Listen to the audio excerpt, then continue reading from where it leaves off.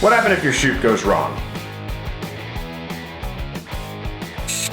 Hey, what's up you guys? Nick here. For those of you who are new to my channel, my name is Nick. I'm a professional photographer. I've been shooting professionally for the last 3 years, though I've had a camera in my hands for the last 16 as I started as a hobbyist in high school. And again, like I said in last week's video, which I will link up there, this isn't my normal forte. Usually we go out, do a shoot, we play with some gear, do things like that, but because of the lockdown restrictions in Colorado, we're gonna ease back on that a little bit. We're gonna go over some more basic information. Today we're gonna talk about what do you do if something goes wrong in your shoot. 5 things you do when a shoot goes wrong. Now there are a lot of ways that a shoot can go wrong. Your SD card can get corrupted, the shots don't turn out how you wanted, you didn't get the shots the family wanted, post-processing didn't come out well, they're just generally unhappy with the shoot, gear issues, things like that. We're going to go over some of the solutions and some of the things you can do about that, but I want to talk about 5 things to do when your shoot goes wrong. Now number 5 is apologize.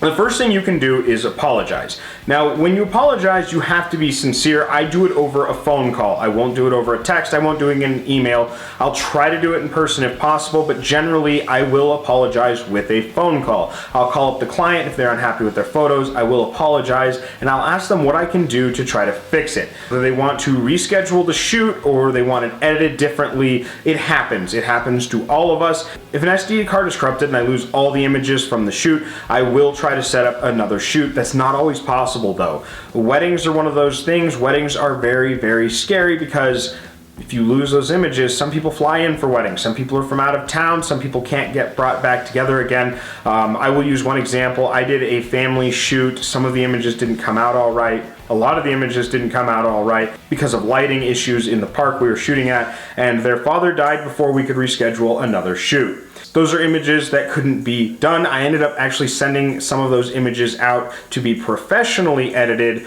by someone with a lot more experience in Photoshop and Lightroom than I had, and it cost me about what I got paid for the shoot in order to fix those images so they had pictures with their dad that were usable and printable. But number 5, it is very important that you apologize.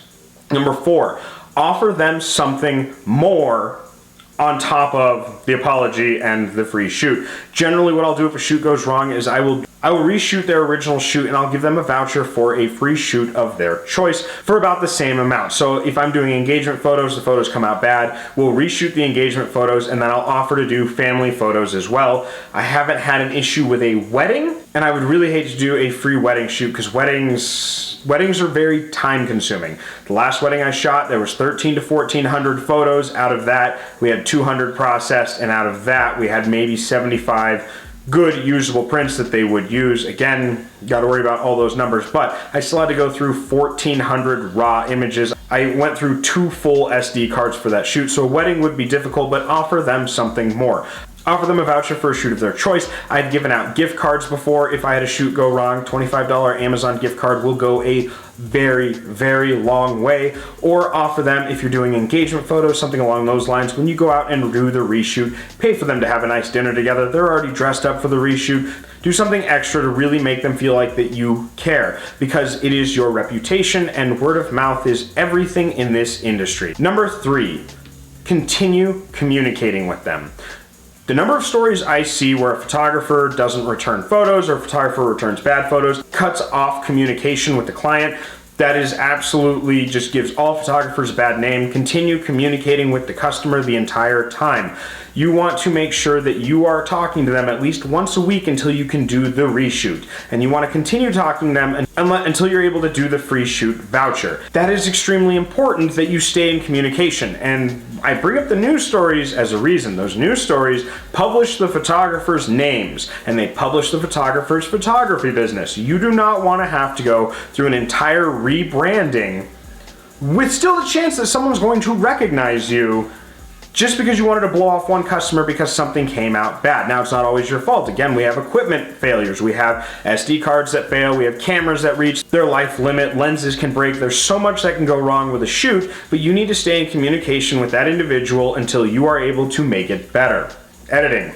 Your priority should be their redo shoot. It doesn't matter how many shoots you have in the bank. It doesn't matter how far behind you are in editing. If you mess up a shoot, In order to make that customer happy, not only do you need to apologize, you need to do the reshoot, you need to offer them something on top of that, you really need to get their photos to them as quickly as possible. Now, the couple of bad shoots that I have had that we did a reshoot, I stayed up into the wee hours of the night to edit their photos and get them to them the next day. And that applies to their extra shoot as well, like that gift voucher we were talking about. You want to get those edited and out to that customer as quickly as possible because you need to fix your reputation and fix that mistake. It is extremely important that you stay in communication during this entire time and you get those photos edited as quickly as possible. It doesn't matter that it was a free shoot. It doesn't matter if it wasn't your fault, like your SD card corrupted or your camera failed, or even the photos were wiped off your hard drive. It doesn't matter who's at fault, whether it is your fault or not your fault.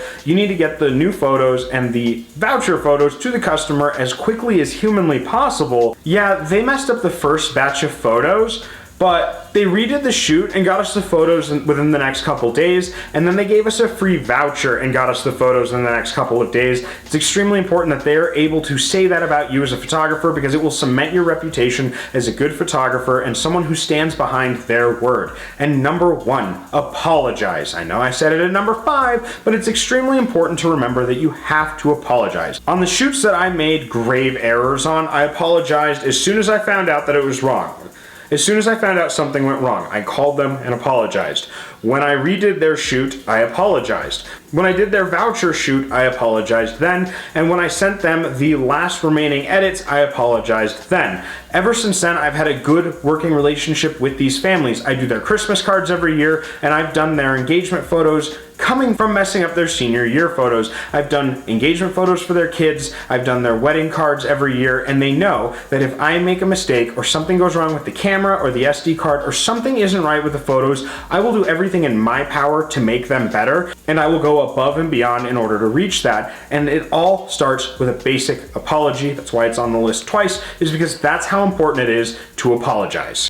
So for those of you who have made it this far into my video, I want to thank you so much. Again, it's extremely important that you apologize, you redo the shoot, you communicate, you give them something a little bit extra, and you apologize again. So thank you again so much for joining me and making it this far into the video. I've got another cool piece of merch on today. The link for this piece of merch will be down in the description, as well as the link to my merch store.